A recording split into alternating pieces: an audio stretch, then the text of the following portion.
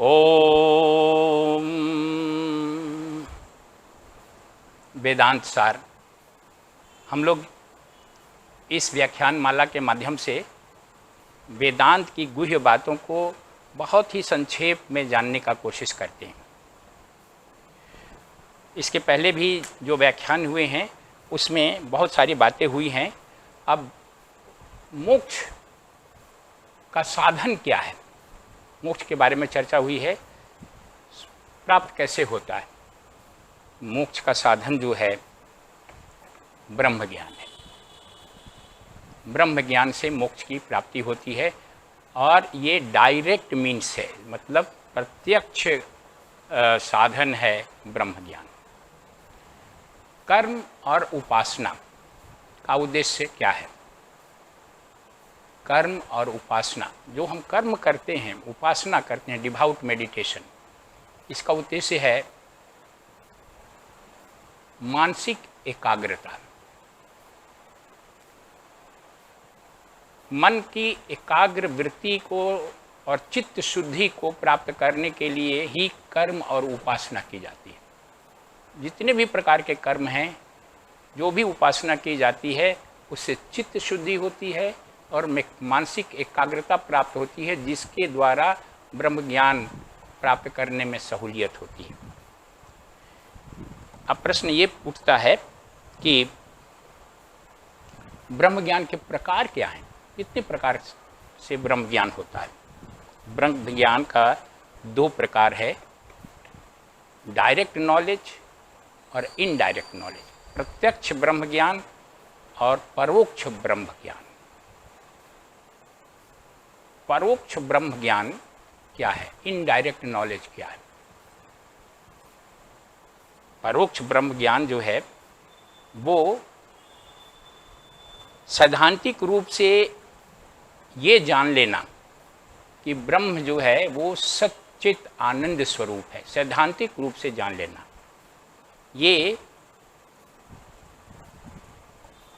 परोक्ष ब्रह्म ज्ञान है। और ये परोक्ष ब्रह्म ज्ञान प्रत्यक्ष ब्रह्म ज्ञान के लिए आवश्यक है। अब सवाल ये है कि आखिर ये परोक्ष ब्रह्म ज्ञान प्राप्त कैसे होता है? परोक्ष ब्रह्म ज्ञान किसी आत्मनिष्ठ ब्रह्मनिष्ठ गुरु के मार्गदर्शन में शास्त्र अध्ययन के द्वारा परोक्ष ज्ञान प्राप्त होता है और उन शास्त्रों के उपदेश में पूरी श्रद्धा और विश्वास रखने से परोक्ष ज्ञान की प्राप्ति होती है। आत्मनिष्ठ गुरु के मार्गदर्शन में शास्त्रों का अध्ययन और उनके उपदेश में पूर्ण श्रद्धा और विश्वास, इसके द्वारा परोक्ष इनडायरेक्ट नॉलेज ऑफ ब्रह्मन होता है। परोक्ष ज्ञान का फल क्या है? इससे परिणाम क्या निकलता है? इसका इस परोक्ष ज्ञान से क्या प्राप्त होता है? ब्रह्मन नहीं है, ये जो भाव है ये समाप्त हो जाता है परोक्ष ज्ञान से। परोक्ष ज्ञान जब होता है तो व्यक्ति के अंदर में ब्रह्म के प्रति जो अविश्वास होता रहा है कि पता नहीं ब्रह्म है या नहीं है, तो ब्रह्मन नहीं है, इस शंका का पूर्ण समाधान परोक्ष ज्ञान से हो जाता है, इनडायरेक्ट नॉलेज से होता है। ये समाप्त हो जाता है शंका, ये शंका रह नहीं जाती है। तब व्यक्ति को पूर्ण विश्वास हो जाता है कि ब्रह्मन है। परोक्ष ज्ञान की पराकाष्ठा क्या है? कब ये पूर्ण होता है?